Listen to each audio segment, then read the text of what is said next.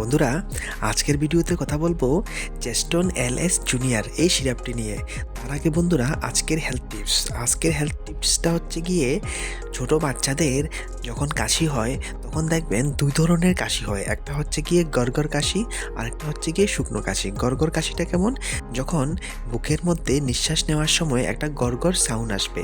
আর আরেকটা হচ্ছে গিয়ে শুকনো কাশি, যেখানে বুকের মধ্যে গড়গড় সাউন্ড থাকবে না, কিন্তু সন্ধ্যার পর থেকে কাশি প্রচণ্ড বেড়ে যাবে আর শুধু কাশতেই থাকবে। তো যে গড়গড় কাশি আর শুকনো কাশি, এই জিনিসটা কিন্তু আপনি অবশ্যই ফলো করবেন ডাক্তার দেখানোর আগে। কারণ ডাক্তারের কাছে যখন আপনি যাবেন, এই কথাটা কিন্তু আপনি অবশ্যই ডাক্তারকে বলবেন যে কাশির সঙ্গে গড়গড় শব্দ শোনা যায় কি না, বা শোনা যায় কি শোনা যায় না। তখন চেক আপ করলে অবশ্যই ডক্টর বুঝতে পারবে যে বাচ্চার বুকে স্পুটাম জমে আছে কিনা, আর ওই হিসাবে বাচ্চাকে ডক্টর ওষুধ দেবে। এবার বলে দিই চেস্টন এলএস জুনিয়র সিরাপটি নিয়ে। চেস্টন এলএস জুনিয়র সিরাপ, এই ওষুধটি সিপ্লা কোম্পানি মার্কেটিং করে।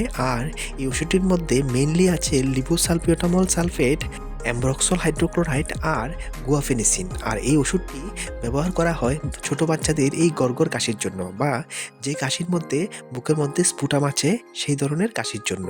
এই ওষুধের ডোজ বাচ্চার ওজনের উপর ভিত্তি করে ডক্টর প্রেসক্রাইব করে। আর মনে রাখবেন, এই ওষুধটি নেওয়ার পরে বাচ্চাদের একটু ঘুম ঘুম ভাব আসবে। এই জন্য মেন্টাল অ্যালার্টনেস থাকা দরকার। এমন কোনো কাজ আপনার বাচ্চাকে করতে দেবেন না।